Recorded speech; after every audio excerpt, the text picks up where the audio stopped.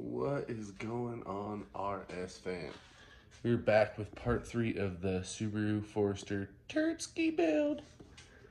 In this part 3, we are going to be going over the intercooler piping, the routing of the piping, installing of the intercooler, lubrication and coolant for the turbo.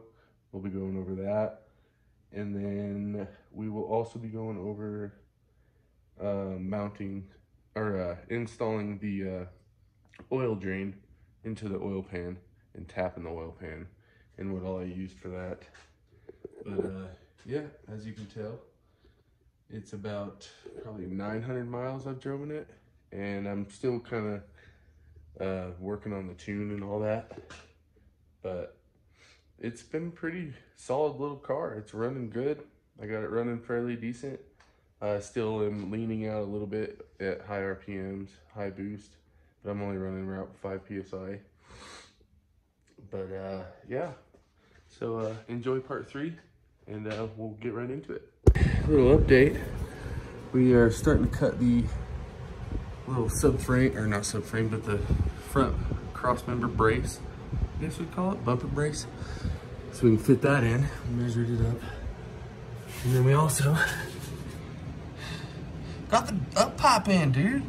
Took all that. Look at all those pieces. Took all that cutting to get it. It took a bandsaw, or a sawzall, and a grinder. But we got her, bud. That's a freaking sight to see right there. Turb. We're waiting on a piece for the turbo.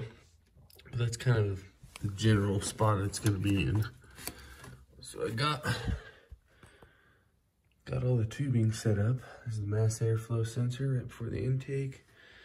I'll be getting a blow off valve here soon, but that's kind of the setup that I got. And I just gotta cut a couple pieces for this last little corner. This piece, or this side's all tied in, so we're getting there. So this side, obviously, intake, mass airflow sensor, 45, down into a 45, down into this 90 here, straight into the intercooler. That side was pretty easy. This side, it's gonna be a little different. Turbo, that'll be generally where it's gonna be. Got a 90, 45, and then I took out the overflow tank for the radiator. Not sure what I'm gonna do. I'll probably just cut this and get a smaller overflow tank, put it in. And then I got a 90 down there with a straight off of it, which I gotta cut. And then it's coming down, that straight is coming down right through here. Obviously it's not gonna go that long.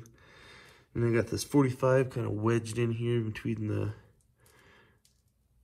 that's already been broken, so. But I wedged that in there, a little 45.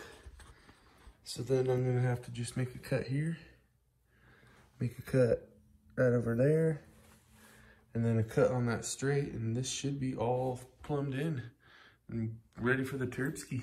All right, a little update. We're painting the intercooler piping right now, and we're probably gonna just let it sit overnight, and then we'll start bolting all this up, get it all hard lined in here for the most part. And we got the turbo up pipe modified so it'll work a little better. I'm having trouble with it clearing this distributor, but I think I got her now.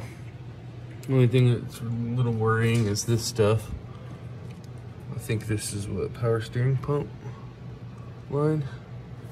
I'm gonna have to get some heat shield or something, a heat blanket, and wrap that up to protect it. But other than that, we're about ready to shut the hood on this beast. All right, we are tapping the oil pan now.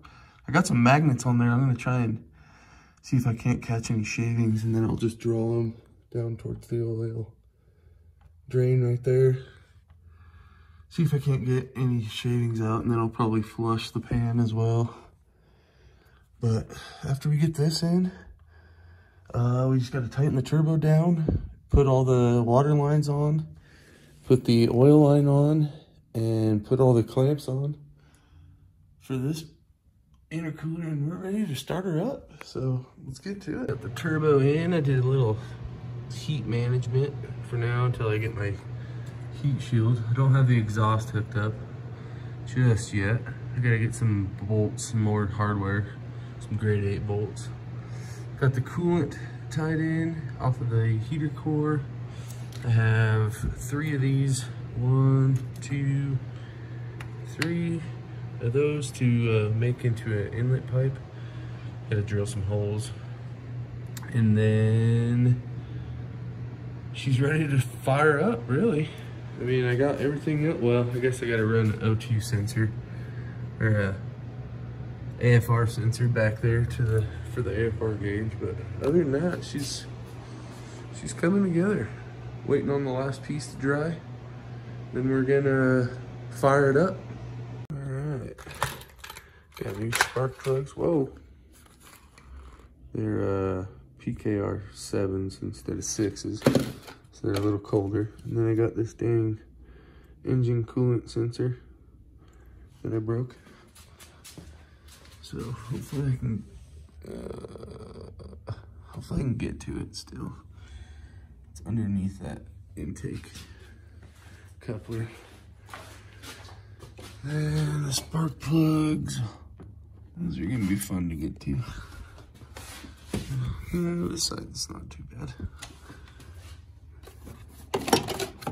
Won't be too bad, but I gotta go get another 14 mil because my dang brand new 14 mil is cracked. Put too much irking on it. But stay tuned for startup. Fingers crossed. We got everything. Exhaust hooked up. Still need to get one more stud. Everything else good. I cleaned the mass airflow sensor. Put new spark plugs in it. Let's fire this thing up.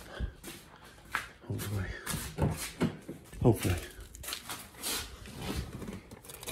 Come on, baby. I don't know what that was. Okay, moment of truth.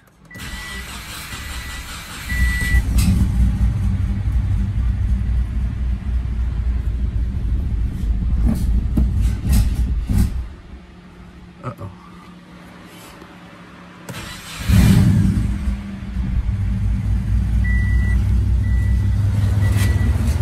I mean, it's running. Sounds good.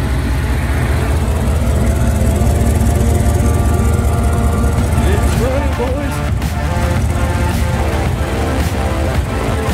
Just checking release.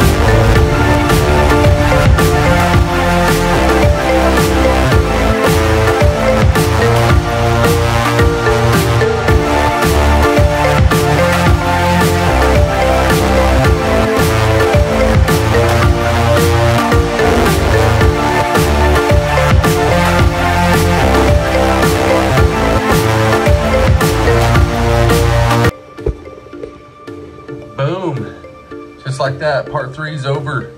Freaking intercoolers in, turbos in, coolant lines are in, lubricant lines are in. But I just want to thank everybody for tuning in for part 3 of the Subaru Forester Turbski build. Part 4 will probably be just tidying up some stuff. Maybe I'll probably do fuel pump and replace the fuel pump. So I'll probably put that in the next video. Some stuff modifying the bumper, and I think that was about it. Yeah, but yeah, the turbo build's pretty much done. Just kind of got to tidy some stuff up, and then I will be doing a